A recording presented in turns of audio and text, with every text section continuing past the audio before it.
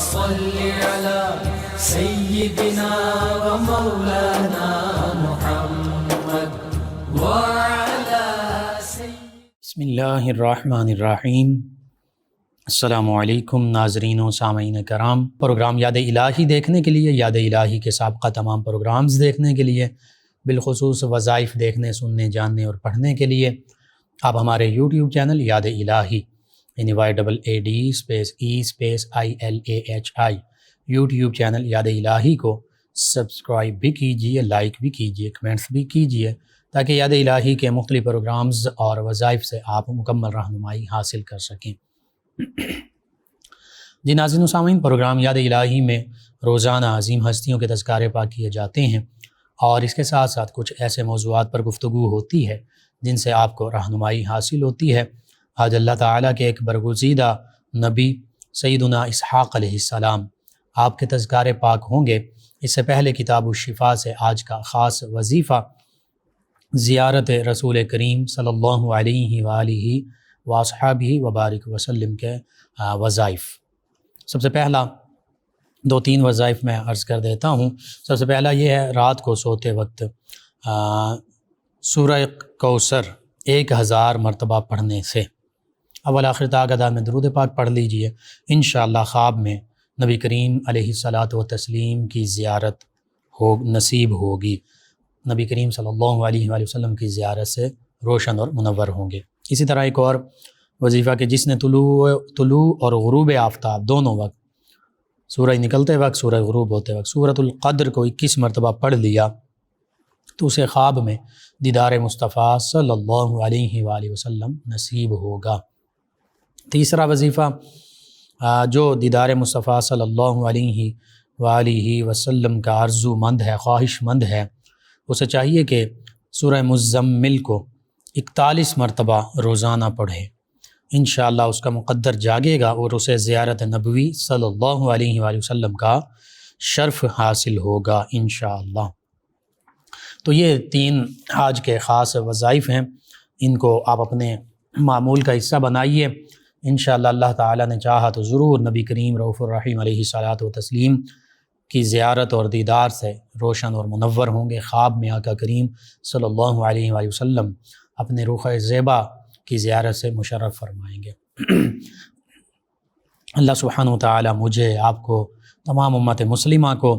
نبی کریم رؤوف الرحیم علیہ الصلاۃ والتسلیم کی خواب میں بھی زیارت عطا فرمائے، اور بیداری میں بھی نبی کریم صلی اللہ علیہ وآلہ وسلم کی زیارت سے ہمارے دلوں کو روشن منور فرمائے، ہماری آنکھوں کو ٹھنڈا فرمائے، اور پھر بالخصوص قبر میں جب ہم جائیں تو نبی رحمت صلی اللہ علیہ وآلہ وسلم کی زیارت سے بھی مشرف ہوں، اور نبی کریم صلی اللہ علیہ وآلہ وسلم کی پہچان بھی نصیب ہو، اور پھر کل روز محشر بھی آقا کریم صلی اللہ علیہ وآلہ وسلم کا دیدار ہو، لواء الحمد کے نیچے آقا کریم صلی اللہ علیہ وآلہ وسلم کے زیر سایہ حاضری نصیب ہو، حوض کوثر سے جام پینا نصیب ہو، نبی رحمت صلی اللہ علیہ وآلہ وسلم کی شفاعت نصیب ہو، آمین۔ ناظرین سامعین، یہ بہت خوبصورت وظیفہ، چند وظائف ہیں زیارت رسول کریم صلی اللہ علیہ وآلہ وسلم کے حوالے سے۔ آپ خود ضرور ان کو اپنے معمول کا حصہ بنائیے، اپنے اعزاء، اقرباء، رشتہ دار، دوست، احباب، پڑوسی، محلہ دار، امت مسلمہ تک پہنچائیے۔ میرے، آپ کے، ہمارے بتانے سے ہمارے کسی بھی مسلمان بہن بھائی کو آقا کریم صلی اللہ علیہ وآلہ وسلم کی زیارت نصیب ہوتی ہے، کسی مسلمان فرد کو، تو انشاءاللہ ہمیں بھی ہو سکتا ہے اس کے یہ ذریعہ بننے کی وجہ سے اللہ تعالی ہمیں بھی اس سعادت سے مشرف فرما دے۔ اگرچہ ہم اس قابل تو نہیں ہیں، کم ترین گنہگار، ناقص، لیکن اللہ تعالیٰ کی رحمت بہت وسیع ہے۔ اللہ تعالیٰ کی رحمت، نبی رحمت صلی اللہ علیہ وآلہ وسلم کے نظر کرم سے کچھ بھی بعید نہیں ہے۔ ہماری تو ساری توجہات کا مرکز و محور آقا کریم صلی اللہ علیہ وآلہ وسلم کی ذات بابرکات ہے۔ انشاءاللہ اللہ تعالی مجھے، آپ کو، ہم سب کو نبی رحمت صلی اللہ علیہ وآلہ وسلم کی زیارت سے بھی مشرف فرمائے، اور ہمیں نبی کریم صلی اللہ علیہ وآلہ وسلم کی بارگاہ ناز میں، بارگاہ اقدس مدینہ طیبہ میں بھی بار بار بادب حاضری کی سعادت عطا فرمائے، آمین۔ اللہ تعالی ہمیں دین و دنیا آخرت کی بھلائیاں عطا فرمائے، ہمیں آسانیاں عطا فرمائے، آسانیاں بانٹنے والا بنائے، مشکلات سے ہماری حفاظت فرمائے، آمین۔ جی ناظرین و سامعین، سیدنا اسحاق علیہ السلام اللہ تعالیٰ کے نبی، بہت عظمت، رفعت اور شان والی ہستی، انبیاء کرام علیہ السلام کا جب ہم تذکرہ کرتے ہیں تو 1,24,000 کم و بیش انبیاء و مرسلین علیہم الصلاۃ و تسلیم اس کائنات عرضی میں تشریف لائے، مبعوث ہوئے۔ ہر نبی حق پر تھے، ہر نبی حق کا اعلان فرماتے گئے، ہر نبی حق کی دعوت دیتے گئے، یعنی ہر نبی اسلام ہی کا پیغام اپنی اپنی امتوں تک، اپنے اپنے عہد کے لوگوں تک، اپنے اپنے علاقے کے لوگوں تک پہنچاتے گئے۔ تمام انبیاء کرام علیہ السلام، تمام رسول اعظام علیہ السلام، ان کی نبوت اور رسالت پر ایمان لانا ہر بندہ مومن کے ایمان کا حصہ ہے۔ اگر کوئی اپنے آپ کو مسلمان کہتا ہے اور وہ کسی بھی ایک نبی علیہ الصلاۃ والسلام کی نبوت اور رسالت کا انکار کرتا ہے تو وہ مسلمان ہی نہیں رہتا، وہ دائرہ اسلام سے خارج ہو جاتا ہے، وہ دائرہ کفر میں شامل ہو جاتا ہے، یعنی پھر اس کا اسلام کے ساتھ کوئی تعلق نہیں۔ اتنا پاکیزہ، اتنا خوبصورت، اتنا یونیورسل، آفاقی اور عالمگیر دین اسلام ہے کہ کسی ایک نبی علیہ السلام نہیں، اگرچہ ہمارے آقا و مولا صلی اللہ علیہ وآلہ وسلم، نبی رحمت صلی اللہ علیہ وآلہ وسلم آخری نبی، آخری رسول ہیں، اب تا قیامت آپ ہی کی نبوت اور رسالت ہے، لیکن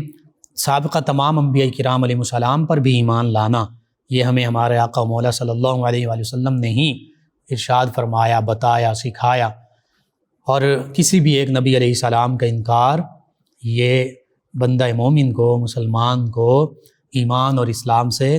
خارج کر دیتا ہے، نکال دیتا ہے۔ پتہ چلا کہ ہم ایمان والے، ہم مؤمنین،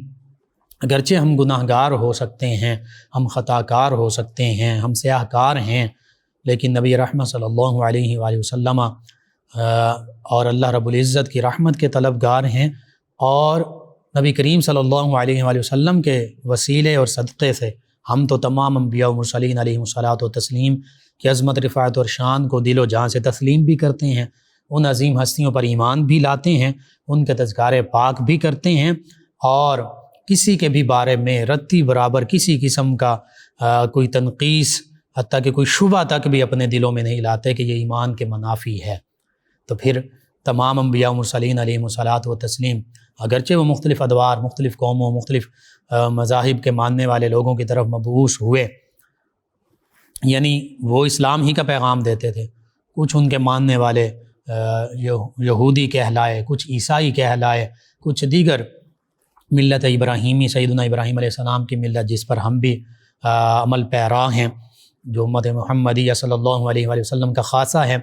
یہ ساری گفتگو، یہ ساری بات عرض کرنے کا مقصد یہ ہے کہ آج اس ماڈرن ایج میں بظاہر سو کالڈ سویلائزڈ معاشرے میں، مہذب معاشرے میں، تہذیب کے نام پر، سویلائزیشن کے نام پر، اور مختلف اور ایکسپریشن، فریڈم آف ایکسپریشن کے نام پر مسلمانوں کے نبی صلی اللہ علیہ وآلہ وسلم، جو اگرچہ تمام کائنات کے لیے، تمام انسانیت کے لیے نبی ہیں، یہ علیحدہ بات ہے کہ انسانیت انہیں جان نہ پائی، یا جان پائی تو پہچان نہ پائی، اور پہچان پائی تو مان نہ پائی، یعنی نبی کریم صلی اللہ علیہ وآلہ وسلم کی نبوت اور رسالت کے بارے میں تورات، زبور، انجیل میں بھی بالکل موجود ہے۔ یہود و نصارہ جانتے ہیں کہ آقا کریم صلی اللہ علیہ وآلہ وسلم آخری نبی، آخری رسول، سچے نبی، سچے رسول ہیں، صرف ضد اور تعصب کی وجہ سے نبی کریم صلی اللہ علیہ وآلہ وسلم پر ایمان نہیں لائے۔ اسی طرح ہندوؤں کی کتابوں میں بھی موجود ہے کہ نبی کریم صلی اللہ علیہ وآلہ وسلم، جن کا اسم گرامی محمد ہوگا، آخری نبی ہوں گے، وہ بھی موجود ہے، لیکن صرف ضد، بغض، عناد، کینہ، حسد، ہٹ دھرمی، یہ بیماریاں ان کے اندر ہونے کی وجہ سے انہوں نے نبی کریم صلی اللہ علیہ وآلہ وسلم کا نہ صرف انکار کیا، بلکہ بعض اوقات ان میں سے شر پسند عناصر جو ہیں، جو یوں سمجھ لیجئے کائنات کے ذلیل ترین لوگ، کائنات کے خبیث ترین لوگ، وہ نبی کریم صلی اللہ علیہ وآلہ وسلم کی بارگاہ اقدس میں اپنی دانش میں وہ تنقیص کرنے کی کوشش کرتے ہیں۔ اس میں یہود میں سے بھی ہو سکتے ہیں، نصارہ میں سے بھی ہو سکتے ہیں، ہندوؤں میں سے بھی ہوتے ہیں، اس میں دیگر مذاہب کے ماننے والوں میں سے بھی ہوتے ہیں۔ ابھی پچھلے زخم تازہ تھے کہ کہیں ڈنمارک میں اور سویڈن میں اور اس طرح مختلف جگہوں پر قرآن مجید فرقان حمید کو جلایا جا رہا ہے، کہیں ہالینڈ میں نبی کریم صلی اللہ علیہ وآلہ وسلم کے معاذ اللہ گستاخانہ خاکے بنائے جا رہے ہیں، کہیں فرانس میں سرکاری سطح پر آقا کریم صلی اللہ علیہ وآلہ وسلم کی شان میں تنقیص کی جا رہی ہے، اور کہیں واصل جہنم بھی ہوئے، جیسے وہ روڈ پر جس کو آگ کا عذاب اللہ تعالیٰ نے یہیں چکھا دیا اور چیخیں مارتا ہوا واصل جہنم ہوا گستاخ رسول۔ تو یوں انجام تک بھی پہنچ رہے ہیں، پہنچتے رہے تھے، پہنچتے رہیں گے، لیکن یہ سلسلہ تھما نہیں ہے۔ اسلامو فوبیا کا شکار یہ لوگ اسلام سے اتنے خائف ہیں، مسلمانوں سے اتنے خائف ہیں کہ یہ آقا کریم صلی اللہ علیہ وآلہ وسلم کی بارگاہ اقدس میں دریدہ دہنی کرتے ہیں، ناپسندیدہ الفاظ بولتے ہیں کہ جس سے پوری دنیا کے مسلمانوں کے دل جو ہیں وہ چھلنی ہو جاتے ہیں، کیونکہ نبی کریم صلی اللہ علیہ وآلہ وسلم کی محبت حقیقت میں یہی ایمان ہے۔ اگر نبی کریم صلی اللہ علیہ وآلہ وسلم کی محبت دل سے نکل جائے تو پھر ایمان باقی ہی نہیں رہتا۔ خود نبی کریم صلی اللہ علیہ وآلہ وسلم نے ارشاد فرما دیا، لا یؤمن احدکم حتی اکون احب الیہ من والدہ وولدہ والناس اجمعین، کہ اے لوگو تم میں سے کوئی بھی کامل ایمان والا ہو ہی نہیں سکتا، اس وقت تک مومن ہی نہیں ہو سکتا، مسلمان ہی نہیں ہو سکتا جب تک وہ اپنے والدین، اپنی اولاد اور تمام لوگوں سے بڑھ کر مجھ سے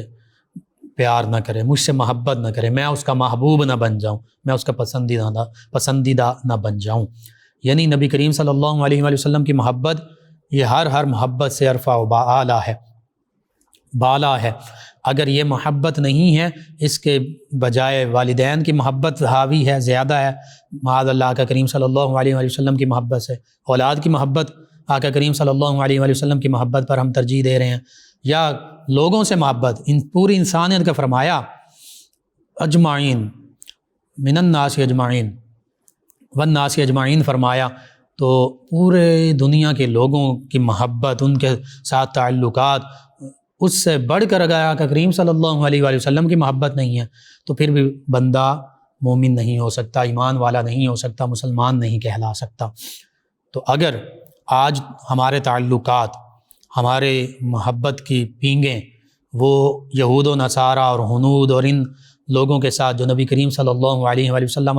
کے مختلف حیل و بہانوں کے ساتھ شان میں تنقیص کرتے ہیں، ان کے ساتھ ہم اپنی محبت کی پینگیں بڑھا رہے ہیں، ان کے ساتھ تعلقات بڑھا رہے ہیں، ان کے ساتھ ہماری تجارت چل رہی ہیں، ان کے ساتھ ہمارے سفارتی تعلقات ہیں، تو اس کا مطلب یہ ہے کہ ہمیں ان لوگوں سے بڑھ کر آقا کریم صلی اللہ علیہ وآلہ وسلم سے محبت نہیں ہے، بلکہ ہمیں اپنے مفادات سے محبت ہے، ہمیں اپنے کاروبار سے محبت ہے، ہمیں اپنے تعلقات سے محبت ہے۔ تو اس کا مطلب یہ ہوا پھر ہم ایمان والے نہیں ہیں۔ آج ضرورت اس امر کی ہے کہ جیسے فرانس یا ہالینڈ کے لوگوں نے اور پھر سرکاری سطح پر آقا کریم صلی اللہ علیہ وآلہ وسلم کی شان میں ناپسندیدہ چیزوں کا معاملہ کیا، اور پھر آج انڈیا سے یہ آوازیں اٹھ رہی ہیں، انڈیا کی میڈیا ترجمان، اور پھر اس سے آگے اور ایک اور اس کا بدبخت لعین پارٹی کا شخص، انہوں نے آقا کریم صلی اللہ علیہ وآلہ وسلم اور پھر ام المؤمنین سیدہ عائشہ صدیقہ رضی اللہ عنہا کی بارگاہ اقدس میں ان ہستیوں کی شان میں نازیبہ کلمات کہے، تو کیا ان سے کوئی پوچھنے والا نہیں ہے؟ حقیقت یہ آپ دیکھیے، ایک عام بچہ، چاہے وہ کسی بھی مذہب، کسی کمیونٹی سے تعلق رکھتا ہو، ایک عام نوجوان، اس کو آپ گالی دیں، اس کو آپ برا بھلا کہیں، یا اس کے والدین کو آپ برا بھلا کہیں، گالی دے کر دیکھیں تو وہ طیش میں آ جاتا ہے، وہ لڑنے مرنے پر تل جاتا ہے۔ معاذ اللہ ثم معاذ اللہ، کیا نبی رحمت صلی اللہ علیہ وآلہ وسلم کی شان، آپ کی محبت ہمارے والدین سے بھی کم تر ہے؟ معاذ اللہ ثم معاذ اللہ نہیں۔ آقا کریم صلی اللہ علیہ وآلہ وسلم تو جان کائنات ہیں، اور آپ ہیں تو اس جان میں، اس جہان کی جان آپ ہیں، آپ ہیں تو یہ جہان قائم ہے، آپ ہی کے وسیلے سے اس کائنات رنگ و بو کو اللہ تعالیٰ نے تخلیق فرمایا، اور آپ ہی کی باعث یہ کائنات موجود ہے۔ تپش ہستی میں استادہ اسی نام سے ہے، خیمہ افلاک کا استادہ اسی نام سے ہے۔ تو یوں یہ خیمہ افلاک جو کھڑا ہے، یہ آسمانوں اور زمین کا جو ایک خیمہ بنا ہوا ہے یہ اللہ کے پیارے حبیب صلی اللہ علیہ وآلہ وسلم کے وسیلہ جلیلہ سے ہے۔ اگر نبی رحمت صلی اللہ علیہ وآلہ وسلم، اور یہ حقیقت ہے کہ بے عملی سے بھی نقصان ہوتا ہے، بے عملی بہت نقصان پہنچاتی ہے، مسلمانوں کی بے عملی مسلمانوں کو نقصان پہنچا رہی ہے، لیکن بے ادبی جو ہے وہ تباہی کا باعث بنتی ہے۔ بے ادبی سے عذاب آتے ہیں، جتنے انبیاء و مرسلین علیہ الصلاۃ والتسلیم کی قوموں پر عذاب آئے، بے عملی انہوں نے کی، جب تک بے عملی کی عذاب نہیں آیا۔ جب بے ادبی کی، اپنے دور کے نبی علیہ الصلاۃ والتسلیم، ان کی تکذیب کی، انہیں جھوٹا کہا، ان کی شان میں تنقیص کی، ان کے بارے میں برا بھلا کہا، تو اللہ تعالیٰ کی طرف سے عذاب ان قوموں کا مقدر ٹھہرا۔ قوم نوح، قوم عاد، قوم سمود، سبھی قوموں کا قرآن مجید فرقان حمید پڑھیے، سورہ ہود پڑھ لیجئے، سورہ شعراء پڑھیے، کہ اللہ رب العزت تو ہر قوم نے ایک نبی کو جھٹلایا، لیکن اللہ فرماتا کہ جس نے ایک نبی کو جھٹلایا وہ یوں ہے سارے انبیاء و مرسلین علیہ الصلاۃ والتسلیم کو جھٹلایا۔ کذبت عاد المرسلین، کذبت قوم نوح المرسلین، کذبت ثمود المرسلین۔ اللہ تعالیٰ فرماتا کہ ثمود کی قوم نے تمام رسولوں کو جھٹلایا، نوح علیہ السلام کی قوم نے تمام رسولوں کو جھٹلایا، لوط علیہ السلام کی قوم نے تمام نبیوں کو، تمام رسولوں کو جھٹلایا۔ حالانکہ حقیقت یہ ہے کہ ایک قوم نے ایک نبی علیہ الصلاۃ والتسلیم کو جھٹلایا تھا، لیکن اللہ فرما رہا کہ ایک نبی کو جھٹلانا، ایک نبی کی تکذیب کرنا، یہ یوں ہے جیسے تمام انبیاء و مرسلین علیہ الصلاۃ والتسلیم کو جھٹلانا، ان کی تکذیب کرنا، ان کی شان میں تنقیص کرنا۔ تو اس لیے اسلام اتنا پرامن، اتنا خوبصورت دین ہے کہ اللہ کے حبیب صلی اللہ علیہ وآلہ وسلم نے ارشاد فرما دیا تھا، من سب نبیا فاقتلوہ، جس نے کسی بھی ایک نبی علیہ الصلاۃ والتسلیم کی شان میں تنقیص کی اس کو قتل کر دیا جائے۔ یہ تمام انبیاء کرام علیہ السلام کے حوالے سے اسلام کا اصول ہے اور آقا کریم صلی اللہ علیہ وآلہ وسلم کا فیصلہ ہے۔ تو جو کسی بھی ایک نبی علیہ السلام کی شان میں تنقیص کرے وہ مسلمان نہیں رہ سکتا، وہ واجب القتل ہے۔ تو پھر جو آقا کریم صلی اللہ علیہ وآلہ وسلم کی شان میں تنقیص کرے، جو تمام انبیاء و مرسلین علیہ الصلاۃ والتسلیم کے سردار ہیں، جن کے امتی ہونے کی دعائیں تمام انبیاء و مرسلین علیہ الصلاۃ والتسلیم کرتے گئے، اور یہ خواہش رکھتے تھے کہ ہم آقا کریم صلی اللہ علیہ وآلہ وسلم، نبی آخر الزماں محمد مصطفیٰ صلی اللہ علیہ وآلہ وسلم کے امتی بن جائیں۔ ان کی شان میں جو تنقیص کرے، جو گستاخی کرے، جو نازیبہ کلمات کہے، پھر اس کا انجام کیا ہونا چاہیے۔ یہ تو قرآن مجید فرقان حمید نے بھی فرما دیا ان ملعونین کے بارے میں، کہ جو منافقین نبی کریم صلی اللہ علیہ وآلہ وسلم کی شان میں تنقیص کرتے تھے، اللہ رب العزت نے سورۃ الاحزاب میں فرمایا ملعونین اینما ثقفوا اخذوا وقتلوا تقتیلا، کہ یہ تو ملعون ہیں، ان پر تو اللہ تعالیٰ کی لعنت ہے، حتیٰ کہ سارے کائنات کی لعنت ہے۔ فرمایا یہ جہاں کہیں بھی ملیں پکڑ لیے جائیں اور چن چن کر قتل کر دیے جائیں۔ سنت اللہ فی الذین خلو من قبل، اللہ فرماتا ہے اللہ کا یہی طریقہ چلا آ رہا ہے ان سے پہلے لوگوں میں بھی، وَلَن تَجِدَ لِسُنَّتِ اللَّهِ تَبْدِيلًا، اور اللہ فرماتا ہے تم اللہ کا طریقہ، اللہ کا دستور، اللہ کا قانون ہرگز بدلتا ہوا نہیں پاؤ گے۔ تو یہ اللہ تعالیٰ کا حکم قرآن مجید فرقان حمید میں موجود ہے۔ یہ تو ایک جگہ ہے، کہیں اللہ فرماتا ہے ان الذین یؤذون اللہ ورسولہ لعنہم اللہ فی الدنیا والآخرہ وأعد لهم عذابا مہینا۔ اسی سورہ احزاب میں فرمایا کہ بے شک جو اللہ اور اس کے حبیب صلی اللہ علیہ وآلہ وسلم کو ایذا پہنچاتے ہیں، تکلیف دیتے ہیں، ان کی شان میں تنقیص کرتے ہیں، فرمایا دنیا و آخرت میں ان پر اللہ کی لعنت، اللہ کی رحمت سے دوری، اور فرمایا ان کے لیے تو اللہ تعالیٰ نے دردناک عذاب تیار کر رکھا ہے۔ تو عذاب بھی دردناک ان کے لیے اللہ اور اللہ کے حبیب صلی اللہ علیہ وآلہ وسلم کی طرف سے، حتیٰ کہ ساری کائنات کی طرف سے ان کے لیے لعنت ہی لعنت ہے۔ اسی طرح اللہ رب العزت نے اللہ کے پیارے حبیب صلی اللہ علیہ وآلہ وسلم کے حوالے سے ایک نہیں کئی فرامین مبارکہ ہمیں ملتے ہیں کہ جن میں آقا کریم صلی اللہ علیہ وآلہ وسلم کعب بن اشرف یہودی نبی کریم صلی اللہ علیہ وآلہ وسلم کی شان میں نازیبہ کلمات کہتا تھا، آقا کریم صلی اللہ علیہ وآلہ وسلم فرمایا اس کو کون انجام تک پہنچائے گا؟ تو چند صحابہ کرام علیہم رضوان نے عرض کیا یا رسول اللہ صلی اللہ علیہ وسلم ہم اس کو انجام تک پہنچائیں گے، اس کو واصل جہنم کر دیا گیا۔ اسی طرح ابن خطل فتح مکہ کے موقع پر جب نبی کریم صلی اللہ علیہ وآلہ وسلم نے اس راستے کو بدل لیا جہاں کتیاں نے بچے دیے ہوئے تھے، اور صحابہ کرام کی ڈیوٹی لگا دی کہ کوئی یہاں سے نہ گزرے، کہ اس کتیا اور اس کے بچوں کو تکلیف نہ ہو، وہیں آقا کریم صلی اللہ علیہ وآلہ وسلم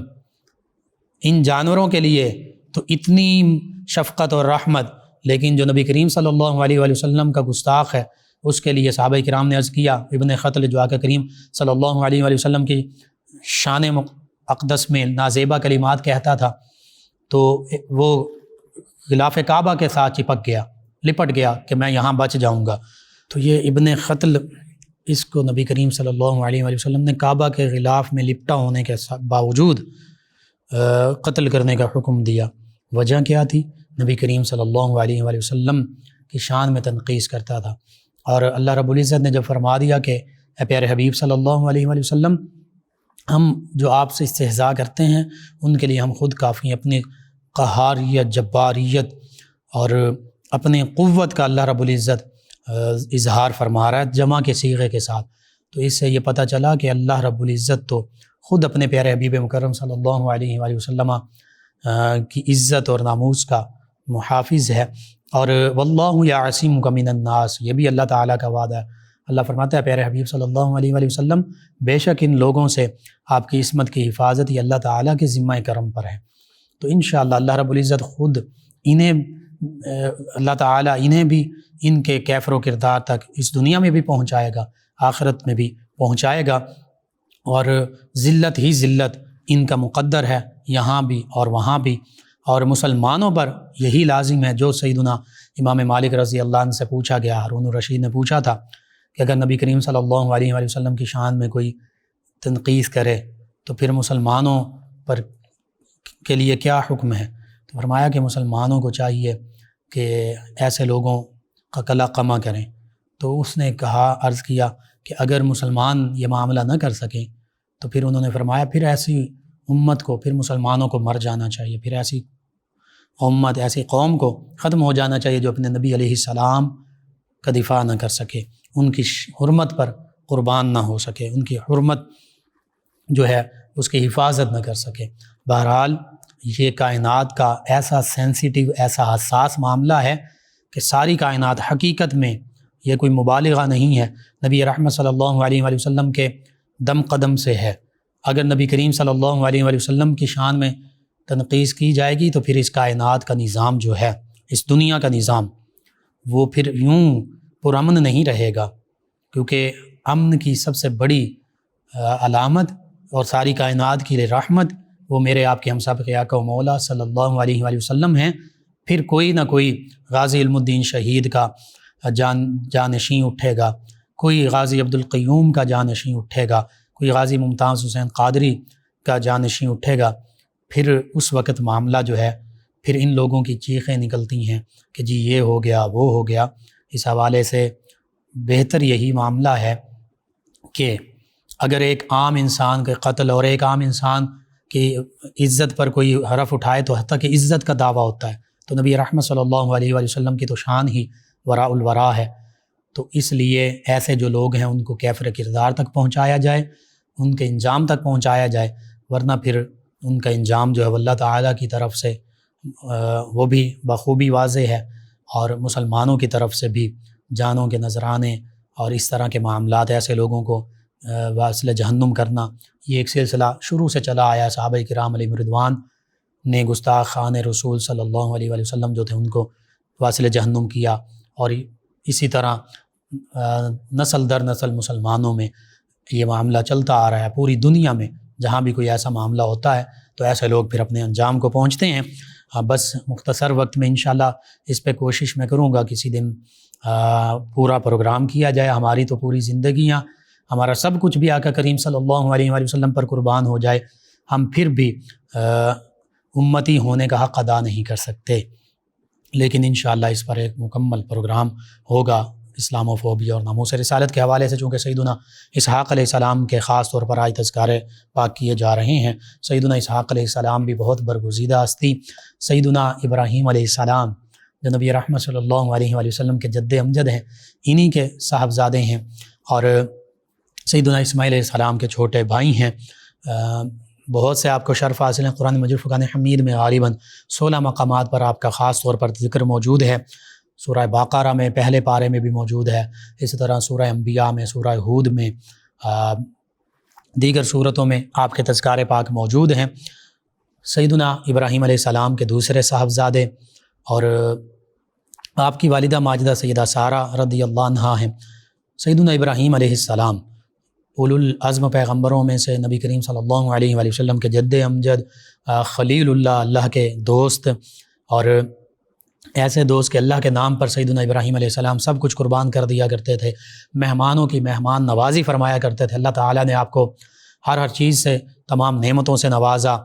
ظاہری مال و دولت سے بھی نوازا، غلام خدام ان سے بھی نوازا، مہمان نوازی آپ کا شیوا رہا، کبھی بھی مہمانوں کے بغیر آپ کھانا نہیں کھایا کرتے تھے۔ اور پھر آپ کی سیدہ سارہ رضی اللہ عنہا، ان سے سیدنا ابراہیم علیہ السلام کا عقد ہوا، ان سے کوئی اولاد نہیں تھی، تو پھر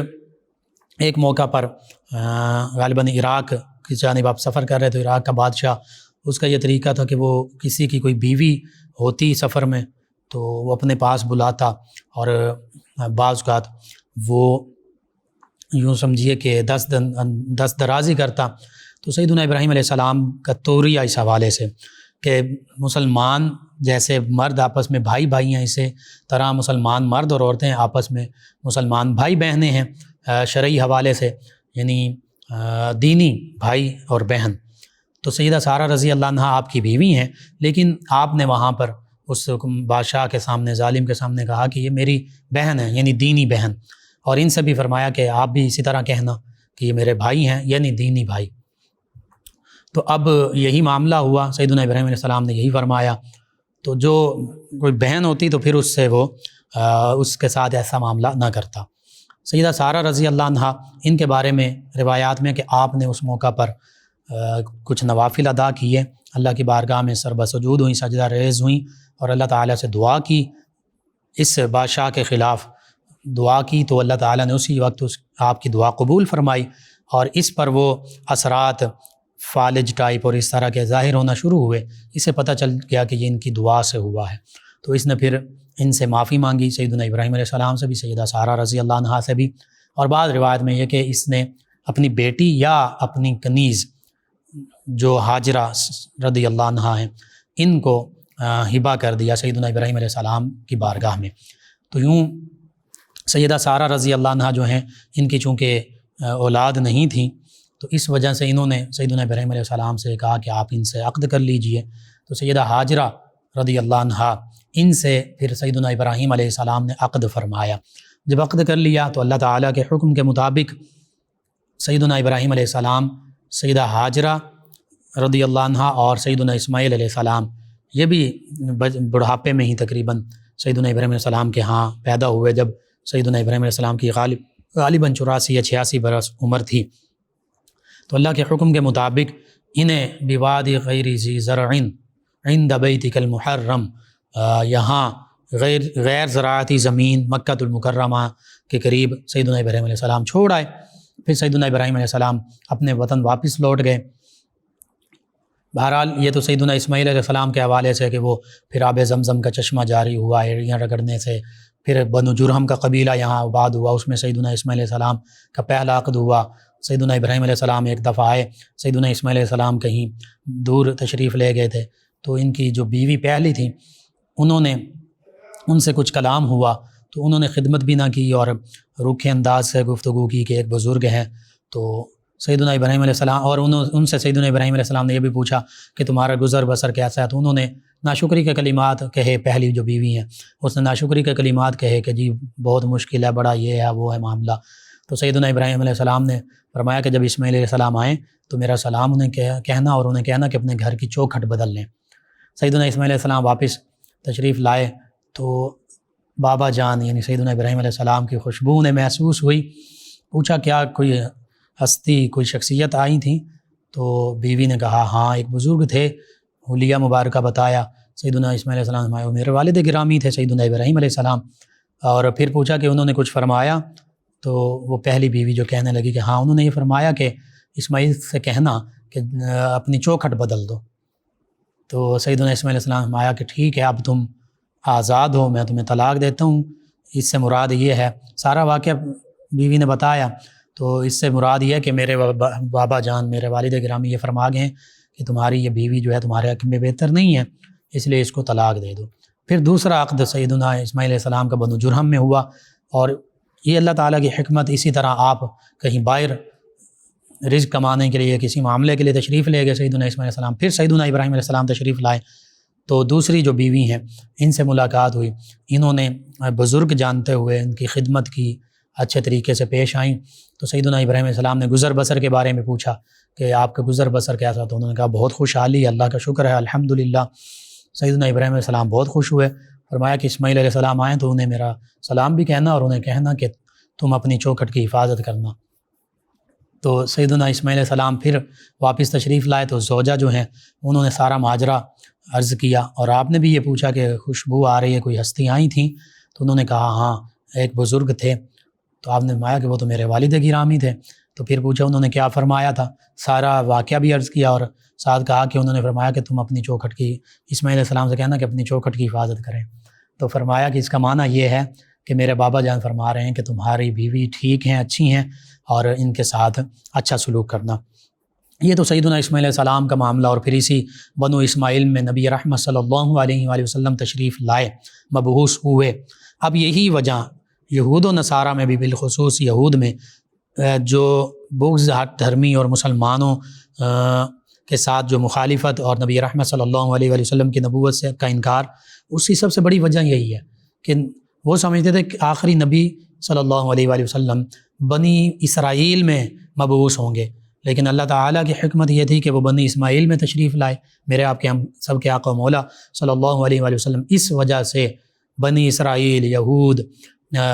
نصارہ وغیرہ یہ لوگ جو ہیں یہ نبی کریم صلی اللہ علیہ وآلہ وسلم کی نبوت کے انکار کرنے والوں میں شامل ہوئے،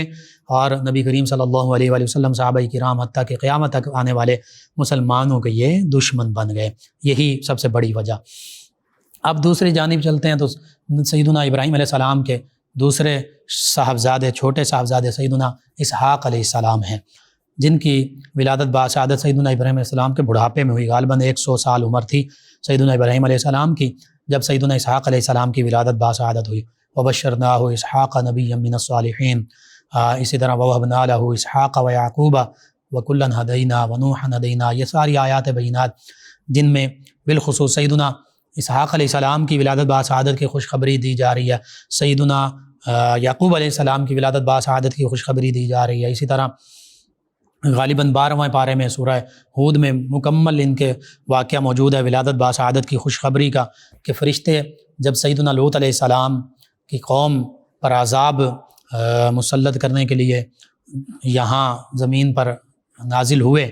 تو اس موقع پر وہ فرشتے انسانی شکل میں سیدنا ابراہیم علیہ السلام کی بارگاہ میں بھی حاضر ہوئے۔ سیدنا ابراہیم علیہ السلام چونکہ مہمانوں کی تواضع فرمایا کرتے تھے، ان کے سامنے کھانا رکھا، گوشت رکھا، غالباً بھنا ہوا گوشت تھا، تو فرشتوں نے کھانے کی طرف ہاتھ نہیں بڑھائے۔ سیدنا ابراہیم علیہ السلام بڑے حیران ہوئے کہ یہ کیا معاملہ ہے، تو اس موقع پر فرشتوں نے عرض کیا کہ ہم اللہ کی طرف سے بھیجے ہوئے فرشتے ہیں، اور اللہ تعالیٰ نے آپ کو ایک بیٹے یعنی اسحاق علیہ السلام کی ولادت کی خوشخبری سنائی ہے۔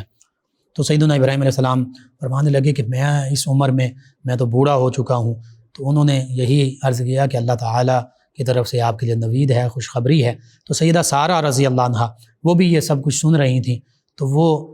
وقالت عجوز نقیم، وہ ہنسنے لگیں تو اور کہنے لگی میں تو اب بانجھ ہو چکی ہوں، میری تو عمر بہت زیادہ ہو چکی ہے۔ تو بہرحال فرشتوں نے اللہ تعالیٰ کے حکم سے یہ خوشخبری سیدنا ابراہیم علیہ السلام کو عطا فرمائی، تو سیدنا ابراہیم علیہ السلام بھی اس پر بہت خوش ہوئے، سیدہ سارہ رضی اللہ عنہا اس پر بہت زیادہ خوش ہوئیں، اور پھر اللہ تعالیٰ نے اس خوشخبری کے مصداق سیدہ سارہ رضی اللہ عنہا کو سیدنا اسحاق رضی اللہ عنہ جیسے صاحبزادے اور شہزادے سے نوازا۔ اور پھر سیدنا ابراہیم علیہ السلام تو اس طرح شکر بھی فرماتے ہیں کہ اللہ کا شکر ہے جس نے مجھے بڑھاپے میں اسماعیل اور اسحاق عطا فرمائے۔ یعنی یہ دونوں ہستیاں، ایک ہستی 86 سال کی عمر میں سیدنا اسماعیل علیہ السلام 84 یا 86 برس، اور دوسری ہستی تقریباً 100 سال کی عمر میں عطا فرمائیں۔ اور سیدنا ابراہیم علیہ السلام جیسے بتوں کی پوجا سے لوگوں کو روکتے تھے، بتوں کو توڑا بھی، اسی طرح اللہ تعالیٰ نے سیدنا اسماعیل علیہ السلام کو بھی نبوت سے نوازا، اسی طرح سیدنا اسحاق علیہ السلام کو بھی نبوت سے نوازا۔ سیدنا اسماعیل علیہ السلام نے بھی یہاں مکہ المکرمہ میں اسلام کا پیغام لوگوں تک پہنچایا۔ اسی طرح سیدنا اسحاق علیہ السلام، آپ کے بارے میں یہ ہے کہ عراق اور بالخصوص پھر شام کی جانب آپ تشریف لے گئے، تو وہاں پر اپنی قوم کو اللہ کا پیغام قوم تک پہنچاتے رہے۔ نبی رحمت صلی اللہ علیہ وآلہ وسلم نے سیدنا یوسف علیہ السلام، سیدنا یعقوب علیہ السلام، سیدنا اسحاق علیہ السلام، سیدنا ابراہیم علیہ السلام سبھی کو کریم فرمایا، یعنی یہ بہت سخی ہیں، بہت عزت والے ہیں، تکریم والے ہیں، شرف والے ہیں۔ سیدنا یوسف علیہ السلام کے بارے میں فرمایا کہ یوسف علیہ السلام تو کریم ابن کریم ابن کریم ابن کریم ہیں، یعنی یوسف علیہ السلام بھی کریم ہیں، عزت والے ہیں، تکریم والے ہیں، شرف والے ہیں، بزرگی والے ہیں۔ ان کے والد گرامی سیدنا یعقوب علیہ السلام بھی اسی طرح عزت و شرف والے ہیں، ان کے والد گرامی سیدنا اسحاق علیہ السلام بھی یوں ہی عزت عظمت رفعت اور شان والے ہیں، ان کے والد گرامی سیدنا ابراہیم علیہ السلام بھی عزت عظمت اور شان والے ہیں۔ کیسی خوبصورت تعلیم ہے اسلام کی، نبی رحمت صلی اللہ علیہ وآلہ وسلم کے فرامین مبارکہ کہ الحمدللہ اسلام میں مسلمانوں میں کسی بھی نبی علیہ الصلاۃ والتسلیم کی شان میں کسی قسم کا کوئی نازیبا کلمہ نہیں کہا جاتا۔ یہ ایمان کے منافی ہے۔ نازیبا بات کرنا تو دور کی بات، شک و شبہ بھی نہیں کسی نبی علیہ السلام کی بارگاہ میں کسی بھی غلط بات کے منسوب کرنے کا یا شک و شبہ کا بھی گمان نہیں کیا جا سکتا۔ یہ ایمان کے منافی ہے۔ اور اللہ کے حبیب صلی اللہ علیہ وآلہ وسلم کتنے خوبصورت انداز میں اپنے بھائی اور بنی اسرائیل کے انبیاء کرام علیہ السلام اور اپنے جد امجد سیدنا ابراہیم علیہ السلام ان ہستیوں کا ذکر فرما رہے ہیں۔ تو اس سے کیا پتہ چلتا ہے؟ اس سے یہ پتہ چلتا ہے کہ اگر کوئی یہودی ہے، کوئی عیسائی ہے، کوئی کسی اور قوم سے تعلق بھی رکھتا ہے تو اسے چاہیے کہ وہ ہمارے آقا و مولا صلی اللہ علیہ وآلہ وسلم کی شان، عظمت، رفعت، تقدس کو ملحوظ خاطر رکھیں۔ مسلمان جو ہیں یہ تو تمام انبیاء کرام علیہ السلام سے محبت رکھتے ہیں۔ اس سے یہ بات نہیں کہ معاذ اللہ ہم ان کی شان میں کوئی بات ایسی کہیں گے، نہیں، یہ تو ایمان ہی کے منافی ہے۔ اس سے کہنے کا مقصد یہ کہ انہیں کم از کم اتنا تو سوچ لینا چاہیے کہ مسلمان تو ایسی عظمت اور شان والے لوگ ہیں، ایسے کھلے دل والے لوگ ہیں کہ یہ کسی بھی نبی علیہ الصلاۃ والتسلیم کی بارگاہ میں کسی قسم کا نازیبا کلمہ کہتے ہی نہیں ہیں، بلکہ جو کہتا ہے اس کے بارے میں یہی کہتے ہیں جو آقا کریم کا فرمان ہے کہ جو کسی بھی نبی علیہ الصلاۃ والتسلیم کی شان میں ذرا سی بھی ہلکی بات کرے گا، تنقیص کرے گا، گستاخی کرے گا، اس کا انجام موت ہے۔ تو یوں چاہے کوئی یہود سے تعلق رکھتا ہے، کوئی نصارہ سے تعلق رکھتا ہے، کوئی ہندوازم سے، سکھ ازم سے تعلق رکھتا ہے، کسی بھی مذہب، کسی کمیونٹی، چاہے لادین ہے، چاہے سیکولر ہے، نبی کریم صلی اللہ علیہ وآلہ وسلم تمام انبیاء کرام علیہ السلام کے بھی تقدس کو ملحوظ خاطر رکھا جائے اور نبی کریم صلی اللہ علیہ وآلہ وسلم کے تقدس کو بھی ملحوظ خاطر رکھا جائے۔ اور یہ میں نے چند ایک آیات بینات اور احادیث مبارکہ کوڈ کی، حقیقت یہ ہے کہ توراۃ، زبور، انجیل میں بھی انبیاء کرام علیہ السلام کی گستاخی کی سزا موت ہے۔ اسی طرح آج بھی کئی ممالک، یورپین کنٹریز میں بھی کسی بھی نبی علیہ السلام کی گستاخی اس کی سزا موت ہے۔ اسی طرح توراۃ، زبور، انجیل کا میں نے ذکر کر دیا۔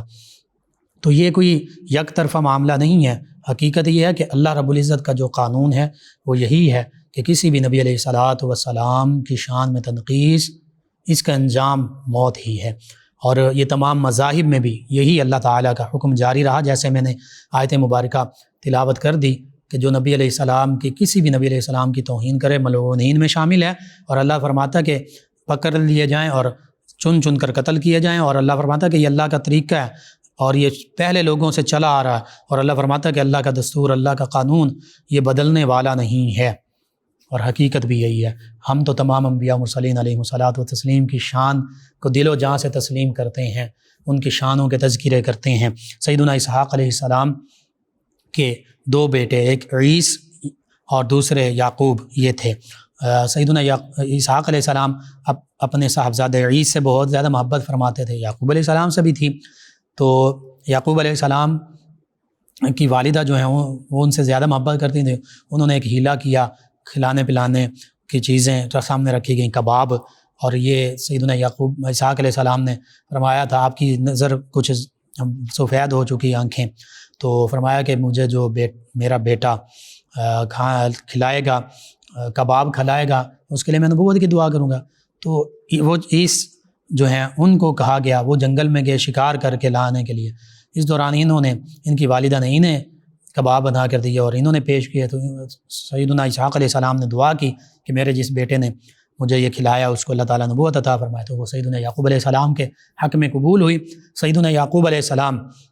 اسحاق کا یہ ہے عربک زبان ضحاک سے ہے، اس کا معنی خوش و خرم، ہنس مکھ، مسکراتے چہرے والی ہستی، اور یعقوب کا معنی ہے عبداللہ، اسرائیل، اللہ کا بندہ۔ تو سیدنا یعقوب علیہ السلام اسرائیل کہلاتے ہیں، آپ کی ساری نسل بنی اسرائیل کہلاتی ہے، اور بنی اسرائیل میں ہزاروں انبیاء و مرسلین علیہم الصلاۃ والتسلیم سیدنا اسحاق، سیدنا یعقوب علیہ السلام ہی کی اولاد پاک میں سے مبعوث ہوئے۔ تو یہ بہت بڑا شرف ہے، یعنی سیدنا ابراہیم علیہ السلام کی اولاد پاک میں سے بنی اسرائیل بھی ہیں، وہ انبیاء کرام علیہ السلام بالخصوص، اور ادھر بنی اسماعیل بھی ہیں جن میں ہمارے سب کے آقا و مولا صلی اللہ علیہ وآلہ وسلم محمد صلی اللہ علیہ وآلہ وسلم مبعوث ہوئے، تشریف لائے۔ بہرحال سیدنا اسحاق علیہ السلام کی ولادت باسعادت کے حوالے سے یہ کہ 2060 قبل مسیح میں آپ کی ولادت باسعادت ہوئی، اور 2020 قبل مسیح میں یعنی 40 سال کی عمر مبارکہ میں آپ کی عقد ہوا، یہ 2 صاحبزادے ہوئے، اور مختلف روایات ہیں، 160 سال آپ کی عمر مبارکہ کا بھی ذکر ملتا ہے، 180 کا بھی ذکر ملتا ہے۔ 1880 قبل مسیح میں آپ کا وصال ہوا، اور مقام الخلیل جہاں سیدنا ابراہیم علیہ السلام کی قبر مبارکہ ہے، وہیں پر اپنے والد گرامی کے قریب آپ کی بھی تدفین کی گئی، اور یہ وہ مقام ہے جہاں یہ اور اس کے ارد گرد اور پھر بیت المقدس، مسجد اقصیٰ، یہاں پر کئی انبیاء و مرسلین علیہم الصلاۃ والتسلیم کے مزارات مبارکہ موجود ہیں۔ اسی وجہ سے یہ علاقہ بھی ارض مقدسہ، قرآن مجید فرقان حمید میں اللہ نے فرمایا یہ مقدس سرزمین ہے، اور ہمارے لیے بھی ہمارا قبلہ اول بھی ہے بیت المقدس، مسجد اقصیٰ، اور ہمارے لیے یہ سرزمین اس لیے بھی بابرکت ہے کہ انبیاء و مرسلین علیہم الصلاۃ والتسلیم یہاں تشریف فرما ہے۔ بہرحال اللہ رب العزت سے یہ دعا ہے کہ اللہ تعالی ہمیں تمام انبیاء و مرسلین علیہم الصلاۃ والتسلیم، بالخصوص تمام انسانیت کو نبی رحمت صلی اللہ علیہ وآلہ وسلم کی شان کو تسلیم کرنے کی، اور کم از کم اگر غیر مسلم ہیں تو نبی کریم صلی اللہ علیہ وآلہ وسلم کی شان میں نازیبہ کلمات کہنے سے بچنے کی توفیق عطا فرمائے، آمین۔ اور جو ایسے لوگ ہیں اللہ تعالیٰ انہیں ان کے انجام تک پہنچائے، ان کے انجام اسی طرح ہو جیسے پیچھے ایک گستاخ رسول کا انجام ہوا کہ جلتی ہوئی آگ کے شعلوں میں روڈ کے اوپر، موٹر وے پر وہ آگ کا نشانہ بنا، چیخیں بلند ہوتی رہیں۔ اللہ تعالیٰ نے تمام انسانیت کو، نہ صرف امت مسلمہ بلکہ انسانیت کو دکھلا دیا، بتلا دیا کہ جو میرے حبیب صلی اللہ علیہ وآلہ وسلم کی گستاخی کرتا اس کا یہ انجام ہو سکتا ہے۔ اللہ تعالیٰ ہم مسلمانوں کو بھی ہوش کے ناخن لینے کی توفیق عطا فرمائے، ہمیں خواب غفلت سے بیدار ہونے کی توفیق عطا فرمائے کہ اس طرح کے رقیق حملے بارہا کیے جا رہے ہیں، اور وہ ہمیں ٹیسٹ کرتے ہیں کہ یہ کیا کرتے ہیں، کیا یہ کوئی رد عمل دیتی ہیں، یا یہ بالکل اب سن ہو چکے ہیں، اب یہ ہم جو کچھ مرضی ان کے ساتھ کرتے رہیں، ان کے اندر سے ہر چیز وہ ایمان کی رمق ختم ہو گئی کہ بجھی عشق کی آگ اندھیر ہے، مسلمان نہیں آگ راگ کا ڈھیر ہے۔ اور علامہ اقبال نے کہا تھا کہ وہ فاقہ کش کے جو موت سے ڈرتا نہیں ذرا، روح محمد اس کے بدن سے نکال دو، فکر عرب کو دے کر فرنگی تخیلات، اسلام کو حجاز و یمن سے نکال دو۔ اور پھر یہ بھی کفار تو یہ چاہتے ہیں، اللہ فرماتا ہے یریدون لیطفئوا نور اللہ بافواہہم، کہ یہ کفار ان کی خواہش یہ ہے، یہ چاہتے ہیں کہ اللہ کے نور کو پھونکوں سے بجھا دیں، اس چراغ کو۔ واللہ متم نوری، اللہ فرماتا ہے اللہ تو اپنے نور کو، اسلام کے نور کو، نبی رحمت صلی اللہ علیہ وآلہ وسلم کے نور کو، اس نور ایمان کو، نور ہدایت کو، قرآن کو، ان چیزوں کو اللہ فرماتا ہے اللہ تو اپنے نور کو مکمل فرمائے گا۔ اور ایمان والے بھی کہتے ہیں ربنا اتمم لنا نورنا، اے اللہ ہمارے لیے ہمارے نور مکمل فرما دے۔ وہ نور ہدایت ہے، وہ نور قرآن ہے، وہ نور محمد صلی اللہ علیہ وآلہ وسلم ہے، وہ نور اسلام ہے۔ تو آگے اللہ فرماتا ہے وَلَوْ كَرِهَ الْكَافِرُونَ، اگرچہ کافر اسے برا جانتے رہیں، کافروں کو یہ ناپسند بھی ہو، کافروں کو تو یہ ناپسند ہے کہ مسلمان پھلے پھولیں، مسلمان اوج کمال پائیں، اسلام اور نبی رحمت صلی اللہ علیہ وآلہ وسلم کے چرچے بلند ہوں، تو وہ چاہتے ہیں کہ پھونکوں سے یہ چراغ بجھا دیں، لیکن پھونکوں سے یہ چراغ بجھایا نہ جائے گا۔ اور اسلام کی فطرت میں قدرت نے لچک دی ہے، جتنا یہ دبائیں گے اتنا ہی یہ ابھرے گا انشاءاللہ۔ اللہ تعالی ہمیں اوج کمال عطا فرمائے، ہمیں خواب غفلت سے بیدار ہونے کی توفیق عطا فرمائے، ہمیں آنکھیں کھولنے کی توفیق عطا فرمائے، اور ہمیں دل بینا عطا فرمائے کہ دل بینا بھی خدا سے کر طلب کہ آنکھ کا نور دل کا نور نہیں، آنکھوں کا نور ہے ہمارے پاس لیکن دل کا نور ہم بجھا بیٹھے، وائے ناکامی متائے کارواں جاتا رہا، کارواں کے دل سے احساس زیاں جاتا رہا۔ نبی رحمت صلی اللہ علیہ وآلہ وسلم کہ اگر ہم ناموس کی حفاظت نہیں کر سکتے تو پھر ہماری زندگیاں بیکار ہے، پھر ہمارا جینا اس کا کوئی مقصد نہیں ہے۔ بس اللہ رب العزت سے دعا اللہ تعالی ہمیں ایمان کامل عطا فرمائے۔ نبی رحمت صلی اللہ علیہ وآلہ وسلم کی حرمت پر سب کچھ قربان۔ اللہم صلی علی سیدنا و مولانا محمد وعلی آپ سماعت فرما رہے ہیں پروگرام یاد الہی۔ ناظرین و سامعین، دوران میں جوائن کے عمران شہزاد صاحب ہیں، کہتے ہیں میرا الیکٹرانکس کا کام ہے 4 سال سے، لیکن بہت نقصان ہو رہا ہے، شام کو یہ بھی معلوم نہیں ہوتا، امید نہیں ہوتی کہ روٹی بھی کھانی ہے یا نہیں، کوئی وظیفہ بتا دیں۔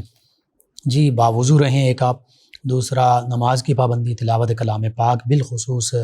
آپ سورہ یاسین پڑھیے اور سورہ مزمل پڑھیے، سورہ واقعہ پڑھیے، بالخصوص مغرب کے بعد سورہ واقعہ، سورہ دخان اور سورہ ملک پڑھیے، اللہ سے دعا کیجیے، انشاءاللہ اللہ تعالیٰ بہتری فرمائے گا۔ اور اس کے ساتھ ساتھ ان چیزوں کے ساتھ ساتھ درود پاک کی کثرت اور استغفار کی کثرت کریں، اور یا رزاقو اس کی کثرت کریں، اللہ تعالیٰ انشاءاللہ رزق میں بہتری فرمائے گا۔ عارف صاحب ہیں ٹوبہ ٹیک سنگھ سے، کہتے ہیں جمعہ کے دن 4 رکعات جمعہ کی نیت سے پڑھنی چاہیے یا ظہر کی نیت سے؟ جی اگر آپ احتیاطاً پڑھ رہے ہیں، گاؤں میں ہیں، جمعہ بھی پڑھ لیا اور پھر ظہر بھی ادا کرنا چاہتے ہیں تو پھر ظہر کی نیت سے 4 فرض پڑھ سکتے ہیں، ورنہ پھر جو جمعے کی رکعات ہیں وہی پڑھنی ہیں۔ دوسرا کہتے ہیں کہ نماز جماعت میں امام کا انتظار کرنا ضروری ہے یا نہیں؟ جی بالکل امام کا انتظار کرنا چاہیے، یہ آج ہم نے اپنی سہولت کے لیے اوقات مقرر کیے ہیں، ورنہ نبی رحمت صلی اللہ علیہ وآلہ وسلم کے ظاہری عہد مبارکہ میں اس طرح گھڑیاں نہیں تھیں، اس طرح ٹائم ٹیبل یوں مقرر نہیں تھا کہ فلاں جماعت اتنے منٹ پر، تو نبی رحمت صلی اللہ علیہ وآلہ وسلم کا انتظار صحابہ کرام علیہم رضوان کیا کرتے تھے۔ جب آقا کریم صلی اللہ علیہ وآلہ وسلم تشریف لاتے تو سیدنا بلال حبشی رضی اللہ عنہ کھڑے ہو جاتے اور اقامت کہنا شروع ہو جاتے۔ آقا کریم صلی اللہ علیہ وآلہ وسلم اکثر سنت مبارکہ جو ہیں وہ آپ کے لیے نوافل تھے، ہمارے لیے وہ سنن ہیں، وہ گھر میں ہی کاشانہ اقدس میں ہی پڑھ کر تشریف لاتے تھے، اور اکثر اگر نماز کے بعد بھی ہوتی ہیں تو وہ گھر میں پڑھا کرتے، کبھی کبھی مسجد میں بھی، لیکن اکثر گھر میں پڑھا کرتے۔ تو اس لیے بالکل ہم بعض اوقات لیٹ ہو سکتے ہیں، دیر ہو سکتی ہے کسی طبعی حاجت کی وجہ سے، کہیں کبھی ایسا ہوتا ہے کہ نماز سے پہلے بھوک لگ گئی، کھانا کھا رہے تھے یا واش روم میں چلے گئے قضائے حاجت کے لیے، تو تھوڑا وقت زیادہ لگ گیا تو ہمیں دیر ہو جاتی ہے جماعت میں شامل ہوتے ہوئے، بعض کا جماعت رہ بھی سکتی ہے۔ تو اسی طرح امام صاحب جو ہیں وہ بھی ہمارے جیسے انسان ہیں، بعض اوقات ان کو بھی قضائے حاجت کی وجہ سے یا کسی اور پرابلم کی وجہ سے دیر ہو سکتی ہے، تو بالکل ان کا انتظار کرنا چاہیے، کوئی اس میں حرج نہیں ہے۔ ہاں اگر تھوڑا زیادہ وقت ہو گیا اور وہ کسی مجبوری کے باعث نہیں پہنچ سکے تو پھر جو قرآن مجید فرقان حمید کی اچھی تلاوت کرنے والے ہیں، بارش ہیں، وہ نماز پڑھا لیں، چاہے وہ نوجوان ہوں یا اگر کوئی بزرگ اچھی تلاوت کرتے ہیں، قرآن مجید فرقان حمید پڑھے ہوئے ہیں اچھے تجوید و قرات کے ساتھ، وہ جماعت کروا لیں۔ اور اگر کوئی بھی ایسا نہیں ہے تو پھر جو ان میں یعنی بزرگ بارش یا نوجوان بارش قرآن اس طرح پڑھے ہوئے، تو جو بھی سب میں اچھا اور بہتر قرآن پڑھ سکتا ہے اس کو امامت کے لیے کھڑا کر دیا جائے۔ ان کے علاوہ میں جوائن کے رضوان صاحب ہیں سانگلہ ہل سے، کہتے ہیں کہ قد چھوٹا ہے 4.5 فیٹ، ٹھیک ہے قد، لیکن یہ کہتے ہیں کہ لوگ انہیں مختلف ناموں سے پکارتے ہیں، کہتے ہیں مجھے غصہ بھی آتا ہے، تو اس طرح ان کا مجھے پیار سے وہ یہ نام پکارتے ہیں، کیا یہ کہنا جائز ہے یا نہیں؟ جی میں نے نہیں کہا، کہنا بھی نہیں چاہیے، چاہے پیار سے بھی ہو، نہیں کہنا چاہیے۔ تو یہ اللہ تعالیٰ کی طرف سے، اللہ تعالیٰ نے ہر ایک کو جیسے تخلیق فرمایا اور اللہ تعالیٰ نے ہر ایک کو خوبصورت تخلیق فرمایا، لقد خلقنا الانسان فی احسن تقویم، اللہ فرماتا ہم نے تو انسان کو سب سے احسن تقویم پر پیدا فرمایا۔ تو اگر کوئی پیار سے بھی کہتا ہے تو نہیں کہنا چاہیے، نام لینا چاہیے، بھائی کہنا چاہیے، اور اگر غلطی سے بھی کہہ بیٹھے ہیں تو کوشش کریں آپ دوبارہ نہ کہیں۔ فائزہ صاحب ہیں فیصل آباد سے، انہوں نے کہا کہ موبائل کی سکرین پر لوگ قرآن پاک بھی پڑھتے ہیں اور گانے بھی سنتے ہیں اور بھی بہت کچھ دیکھتے ہیں، تو سکرین پر قرآن پاک پڑھنا جائز ہے یا نہیں؟ جی قرآن پاک پڑھنا تو جائز ہے، اب جو دوسرے معاملات ہیں جو غیر شرعی ہیں تو وہ گناہ کے کام ہیں، وہ ناجائز ہیں۔ تو اس کا معنی یہ ہے کہ موبائل بذات خود برا نہیں، ٹیلی ویژن بذات خود برا نہیں، یہ تو ایجادات ہیں انسانوں کی، ان کا استعمال برا یا اچھا ہو سکتا ہے، وہ ہمارے کنٹرول میں ہے۔ ہم چاہیں تو قرآن مجید فرقان حمید پر موبائل پر قرآن مجید فرقان حمید پڑھیں، سنیں، تفسیر پڑھیں، نعتیں سنیں، یہ کام کر سکتے ہیں، اسلامی کتابیں پڑھیں، بہت اچھے یوز ہو سکتے ہیں، دنیا کا نالج پڑھ سکتے ہیں۔ اور اسی طرح ٹیلی ویژن پہ چاہیں تو اسلامک چینلز پہ اسلامک چیزیں دیکھ لیں، رہنمائی حاصل کر لیں، چاہیں تو ہم فلمیں ڈرامے دیکھ لیں، تو ہمارے کنٹرول میں ہے۔ اس حوالے سے میں نے عرض کر دیا۔ محمد شیر صاحب فیصل آباد سے کہتے ہیں مفتی لقمان صاحب آپ کو اور آپ کی پوری ٹیم کو میرا سلام، سننے والوں کو سلام۔ جی وعلیکم السلام، اور دعائیں دی ہیں جی۔ کہتے ہیں کمر درد، مہروں کے درد کا روحانی علاج بتا دیں۔ جی مہروں کے درد کا، کمر کے درد کا زیتون کے تیل پر سورہ کہف ایک مرتبہ پڑھ کر دم کر دیں اور مالش کرتے رہیں، ایک تو یہ علاج ہے۔ دوسرا یہ کہ اللہ تعالیٰ کے اسم مبارک یا غنیو اس کو کثرت سے پڑھتے رہیں، مہروں اور کمر کے درد سے اللہ تعالیٰ شفا عطا فرمائے گا۔ حافظ مدثر صاحب ہیں فیصل آباد سے، کہتے ہیں لوگ پرچیاں اور نمبر کھیلتے ہیں، یہ بھی جوئے میں شامل ہے؟ جی بالکل، یہ بھی جوئے میں شامل ہے کہ اس میں بھی وہ پیسے اپنے لٹائے جا رہے ہوتے ہیں، بعض کا زیادہ انعام مل جاتا ہے، بعض کا تو اپنے پیسے بھی چلے جاتے ہیں، تو یہی تو جوا ہے۔ ان کے علاوہ ہیں سجاد علی صاحب، کہتے ہیں السلام علیکم بھائی۔ جی وعلیکم السلام، کہتے ہیں آپ کا پروگرام بہت اچھا ہے جی شکریہ۔ کہتے ہیں میں ڈیلی سنتا ہوں، اور ناف صحیح کرنے کا وظیفہ بتا دیں۔ جی ناف کے حوالے سے، ہرنیاں بھی جسے کہتے ہیں، اس حوالے سے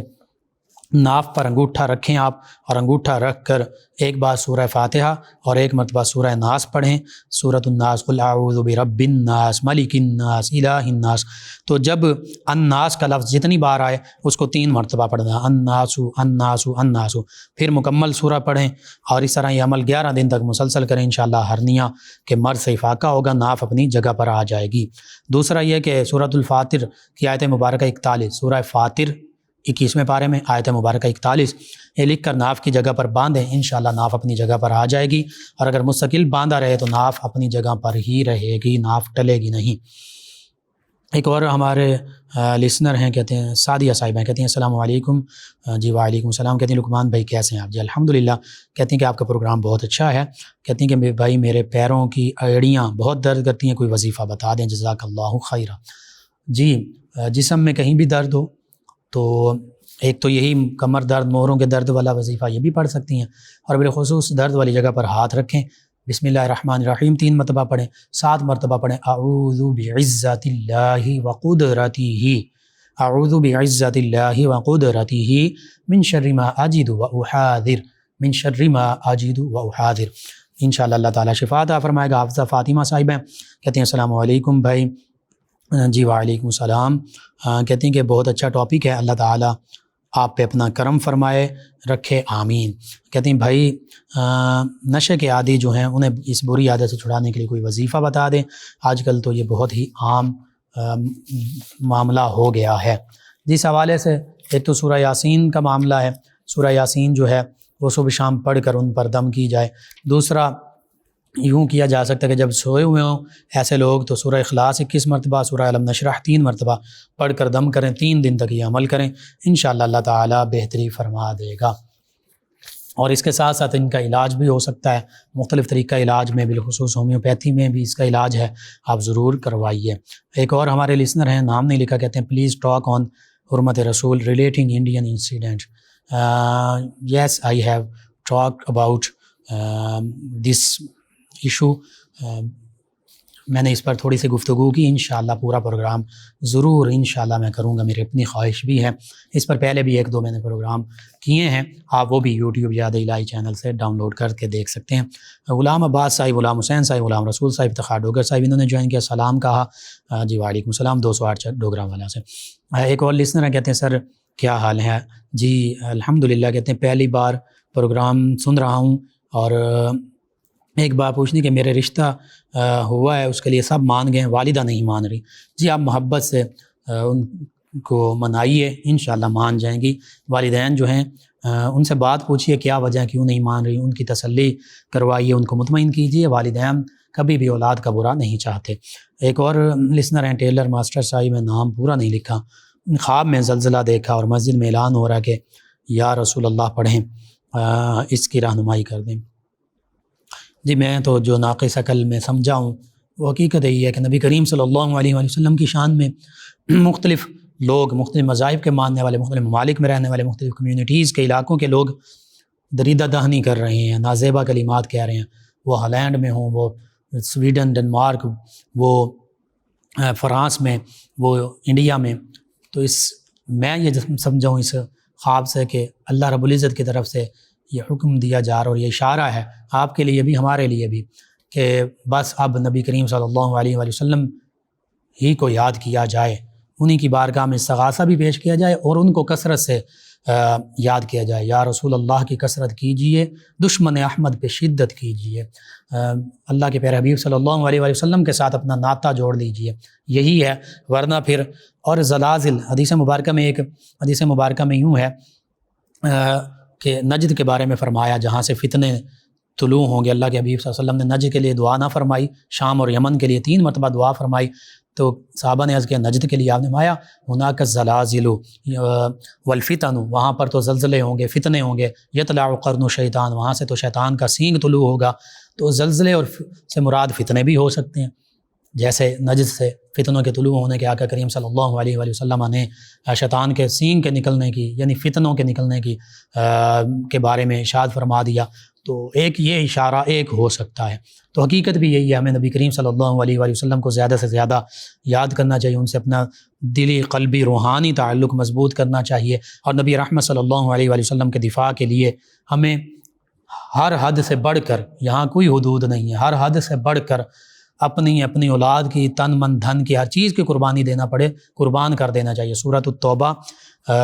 کے غالباً 4 رکوع میں پڑھی ہے کہ کیا اللہ نے فرمایا اللہ کے حبیب صلی اللہ علیہ وسلم سے محبت کیسی ہونی چاہیے۔ 8 چیزوں کا ذکر فرمایا، تمام رشتے ناطے، تمام مال و دولت، تمام گھر، ہر چیز سے بڑھ کر نبی کریم صلی اللہ علیہ وسلم کی محبت، اللہ کی محبت، جہاد کی محبت یہ ہونی چاہیے۔ یہ نہیں ہے تو پھر اللہ فرماتا اللہ کے حکم کا انتظار کرو، پھر اللہ تعالیٰ فاسقوں کو، ظالموں کو ہدایت عطا نہیں فرماتا۔ تو آج ہمارے ساتھ یہی معاملہ سورہ مجادلہ میں اللہ نے فرمایا کہ اے حبیب صلی اللہ علیہ وآلہ وسلم، آپ ایسی قوم نہیں پائیں گے کہ جو اللہ اور اس کے رسول صلی اللہ علیہ وسلم آخرت پر ایمان لاتے ہیں اور پھر اللہ اور اس کے رسول صلی اللہ علیہ وسلم کی مخالفت کرنے والوں کو دوست بناتے ہوں۔ نہیں، یعنی ایمان والے اللہ کے رسول صلی اللہ علیہ وسلم، اللہ اور اللہ کے رسول صلی اللہ علیہ وسلم کے دشمنوں کو دوست نہیں بناتے۔ آگے فرمایا چاہے وہ ان کے باپ ہوں، بھائی ہوں، ان کے خاندان والے ہوں، جو بھی ہوں۔ تو یہ ایمان ہے جس کا ذکر اللہ تعالیٰ نے قرآن مجید فرقان حمید میں فرمایا۔ انشاءاللہ اس پر میں تفصیلی معروضات پیش کروں گا۔ ناظرین سامعین، آپ کا بہت شکریہ، آپ اپنے پروگرام یاد الہی میں شامل ہوتے ہیں، اپنے فیڈ بیک سے ہمیں آگاہ کرتے ہیں، پسندیدگی سے نوازتے ہیں۔ ناظرین سامعین، پروگرام یاد الہی کا وقت ختم ہو جاتا ہے۔ انشاءاللہ کل صبح دوبارہ آپ سے ملاقات ہوگی پروگرام یاد الہی میں۔ اپنے میزبان محمد لقمان رضا اور ہماری ٹیم کو اجازت دیجیے۔ اللہ نگہبان۔ اللهم صل على سيدنا ومولانا محمد